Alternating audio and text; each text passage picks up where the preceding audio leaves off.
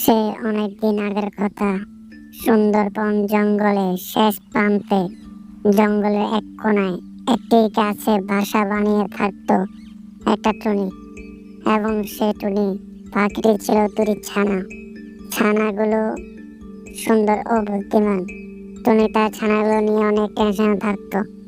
টুনি তার বাচ্চাকে বলল, ছানারা, তোমরা বাইরে যাবে না, বাইরে একটা দুষ্ট বাঘ আছে যে তোমাদেরকে খেয়ে ফেলবে। ছানারা বলল, ঠিক আছে মা, আমরা বাইরে বের হবো না। আমি খাবারের জন্য বাইরে যেতে হবে, তোমরা সাবধানে থেকো।